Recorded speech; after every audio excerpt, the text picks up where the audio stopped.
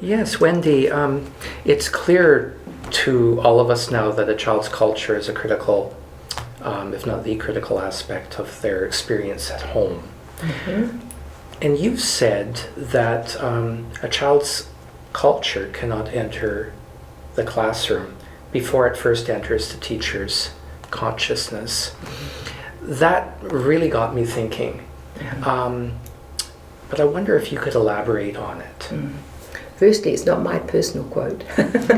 It's actually an anonymous quote I found, but I thought it was, well, it certainly resonated with me in terms of what I see and the whole engagement of teachers.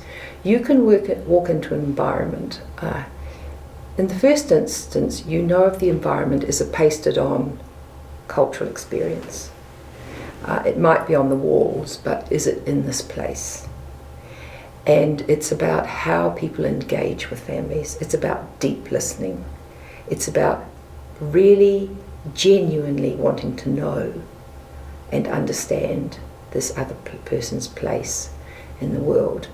And I think that learning stories have been able to capture, in a way, the deep regard and respect that teachers have for the cultural identity of children. And I remember in the very early days of learning stories, for instance, we have it's an entry point for many of the refugees, the Mangere Refugee Centre, and the families come into the centre for 6 weeks, and the children come into the early childhood setting, the families are there, the families engage in language education and learning about New Zealand society. And teachers began to write these learning stories, these powerful stories acknowledging the identity, but it was also connecting families. For instance, there were a group of children who came from Burma. They'd been in an enormous refugee camp for more than 5 years. And this child began to draw these temples, and the teachers got the resources, and they found beautiful blocks that really enhanced this notion of the temple. The children they were drawing Buddhas. And she wrote this learning story that brought into view the visibility of this boy's culture and this boy's experience, and put it on the wall. And of course the family were delighted. And 3 months later, they'd long gone. There was a Burmese community, quite a collective community developing on the North Shore of Auckland. And another group of families came from Burma, from the same refugee camp where there were thousands and thousands of people. And a little boy is sitting with the blocks, and he looks up and he sees on the wall the picture of Te Po. I know him. And he was at the camp. And immediately the teacher said, well, you're going to see him again. And when you move to the North Shore, you will meet him again. It was just this fabulous thing. And he too he was inspired by his work, and she started to write learning stories about him. Well, it happened 3 times. This was about 5 months later. Another child who knew both of these children from the same refugee camp.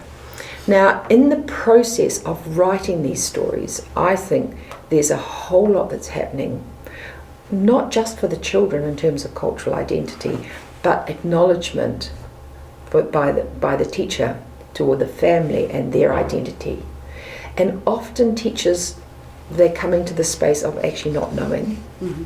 They don't necessarily have a lot of knowledge. One incident I remember, a child had entered the space, and the teacher, very sensitive teacher, Robin Garrity, she said, I turned and I saw this little girl with a blanket and a doll, and I thought, she's playing with a girl. My Western view immediately, she's playing with the doll.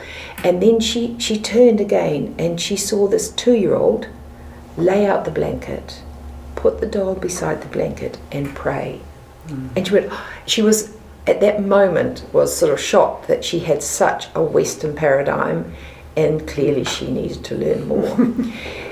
Now, she went back inside, talked to the other staff, and they said, we saw her washing her hands before that event and after that event. So this is like this whole cultural experience is now widening. And then when the parents came, Robin talked to the parents and said, you know, this is what I witnessed. And then the mother said, oh, when we lived in the refugee camp, she was actually staying with her grandparents and they pray 5 times a day. So this is part of the way she is now. Now, when Robin wrote that story, not only did she acknowledge her Western paradigm and that her desire to understand more deeply, she also acknowledged her need to actually begin to understand the religious and cultural frameworks of this child more fully. And I think that's, you know, those are the sorts of ways in which, you know, when a teacher becomes conscious of a child's cultural paradigm, then they can begin to explore what that means and how they might be sensitive to that time and space. An example of a learning story follows. Robin Garrity is the author of this learning story and the head teacher at the Carol White Family Centre in Auckland, New Zealand. Robin's own philosophy of learning and teaching is deeply embedded in the notion of a community of learners. Robin believes that the connections that have been made visible in her learning stories are dependent on keeping true to the principles of Te Whāriki, New Zealand's early childhood curriculum. She feels these principles are deeply embedded in her setting. Robin is very passionate about her own role as a learner, especially learning from children and their families. Robin has a deep desire to know and understand the culture of each child. Her learning stories demonstrate this commitment and dedication to these aspirations. I will now share a learning story written by Robin. The story is entitled Hamid and Rahmat, Farmers. I noticed Hamid Ali and Rahmat in the sandpit, and they were engrossed in their task. "What are you boys making?" I asked. "A farm," said Rahmat. "This is for my chickens. Hamid Ali is helping me." "Did you have a farm like this in Afghanistan?" I asked them. "Yes," Rahmat answered. They have accessed water from the water trough. The weather has been very hot, and our sand is hot and dry, too slippery to form walls. The boys have experimented and have discovered and worked out how to make their walls. The sand has been damped down with water. I'm so impressed with their problem-solving skills. Perhaps tomorrow we can ask Zohal about your farms in Afghanistan, what sort of animals you have and how you know about farming. We could use our centre farm animals to stock your farm. The next day, Zohal was there to help me talk with Rahmat and Dari. He had a special chicken and he had to leave his chicken behind when he came to New Zealand. The farm does not belong to the house. The farm belongs to the government. There is a different name for each individual field, depending on which animal is housed there. There are cows, tabila, and sheep, and chickens, mawancha, also a farm dog, Honisak. Rahmat and Zohal found the right homes for all the animals, some grass for food and some little troughs for water. Rahmat made tiny eggs from the sand. "My chicken eggs," he said. "Chickens in Afghanistan eat wheat and capsicums, and they like to drink water." Rahmat told me he has a bird at home in Auckland. You will never guess. The bird speaks Persian. The farm fields are full of chickens, and 2 very large chickens are looking on. Sheep, cows, and a donkey, horses and goats. There is room too for a camel as well. The cows have grass to eat, and Rahmat has planted some trees. Teacher reflection. This is a story from beyond the gate of our centre. A story from Rahmat's other precious life in Afghanistan. A life he knows about and is and strongly relates to, that is a large part of his identity. We are so fortunate that Zohal can dialogue with Rahmat in his home language. I can come to know and respect this wonderful little boy on a deeper level. This also helps me to further understand his knowledge and his interests that originate in another time and in another world. Thank you, Rahmat and Zohal, for providing the opportunity for me to visit that world. Rahmat is the photographer of these photographs inside the learning story. Here he is in action. In this early childhood centre, Rahmat can tell stories to the teacher in his home language as well as speak in English. These opportunities make it very clear that the home culture and the cultural identity of this child are valued, respected, and connected to this place. I have added another link to another learning story written for Rahmat. This is another story that is deeply embedded in the cultural life of this child. This learning story is entitled Rahmat and the Snakes. This story exemplifies Robin's view around listening and learning from children. The full exemplar can be found in the TwoYearOld communication book. You can use the link on this slide to download the full learning story. In this learning story, Robin recognizes, as she begins to write about Rahmat's snakes, that although Rahmat was listening respectfully to her, she could sense he was not satisfied with her ideas. At one point, he calls to Sadia. Sadia is a teacher from Afghanistan who speaks Dari, the same Afghani language as Rahmat. He has some discussion with her. She listened, and she began to write her story in Dari, as Rahmat dictated. He asked her to explain the story to me. She then explained that Rahmat's story goes like this. The little snake ate lots of food and grew bigger. And then he ate lots and lots more food, and he grew bigger still. And then he ate lots and lots and lots more food, and he grew huge. As Robin explained, it is so fortunate that Rahmat could access Sadia and through her clarify his thinking for me. He wants me to know what he's thinking. He is not prepared to accept the watered-down version of his thoughts, and he knows there is a way in this centre for that not to happen. Robin stated that she definitely had it wrong, but Rahmat knew how to teach Robin and graciously reminded her that they are friends and that Robin is also a learner. They clearly belong to a community of learners. For Rahmat, English is an additional language. He can communicate in English, but a complex story like this one about snakes can be told fully only in his home language. This assessment sends out a reminder to teachers to listen carefully and, where possible, to elicit interpretations or translations from speakers of the children's home languages. However, there are practice and policy implications about the availability of home language speakers in early childhood centres, where there are families for whom English is an additional language. There can be no straightforward solution to this issue, since the communities of some early childhood centres include 15 or more different home languages. The use of translation apps can play a very important role here. This final story is Zaras Donkey. This learning story was written at the beginning of our journey with learning stories. It was written in 2001 by Robin when she was the leader of the Mangere Refugee Centre Early Childhood Centre. You will notice the format and headings used in the story are different from the headings used today.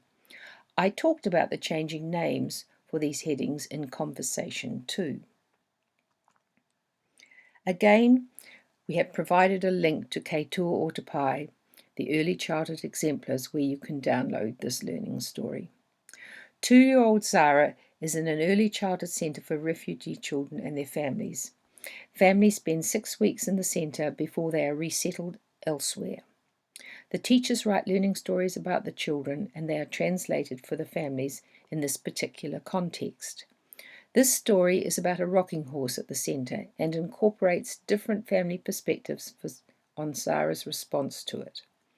Hers, her mother's, and her brother's, and I have added the grandmother's voice.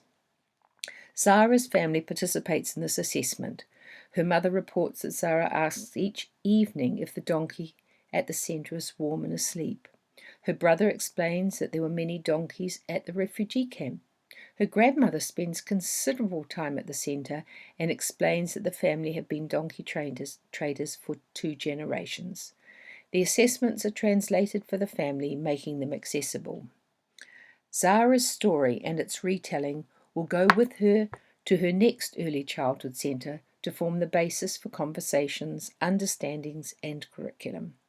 In spite of the fact that children are in the centre for only 6 weeks, the basis of the pedagogy is to find something of interest or significance to the child and family.